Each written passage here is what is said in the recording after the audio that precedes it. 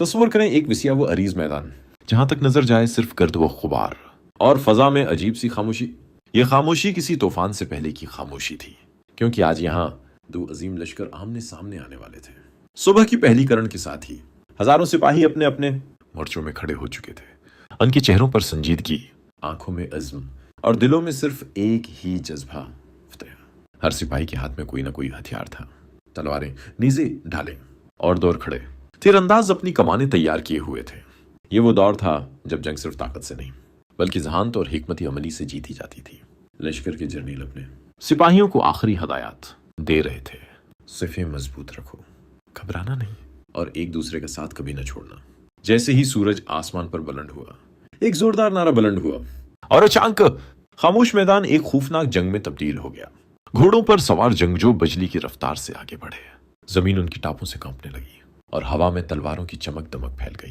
تیر اندازوں نے ایک ساتھ کمانے تانے، اور دیکھتے ہی دیکھتے آسمان تیروں سے بھر گیا۔ کیا آپ جانتے ہیں قدیم جنگوں میں ماہر تیر انداز 1 منٹ میں 10 سے 12 تیر چلا سکتے تھے، اور بعد اوقات وہ 200 میٹر دور تک نشانہ لگا سکتے تھے۔ ہر طرف چیخ و پکار، تلواروں کی جھنکار، اور ڈھالوں پر پڑنے والی ضربوں کی آواز گونج رہی تھی۔ کچھ سپاہی بہادری سے دشمن کے بیچ گھس گئے، جبکہ کچھ دفاعی حکمت عملی کے تحت پیچھے رہ کر اپنے ساتھیوں کو کوڑ دے رہے تھے۔ گھوڑے بھی اس جنگ کا اہم حصہ تھے۔ انہیں خاص تربیت دی جاتی تھی تاکہ وہ خون، شور اور خوف کے ماحول میں بھی قابو میں رہیں۔ ایک دلچسپ حقیقت یہ بھی ہے، کئی جنگوں میں گھوڑوں کو زرہ بختر پہنائی جاتی تھی تاکہ وہ دشمن کے حملوں سے محفوظ رہ سکیں۔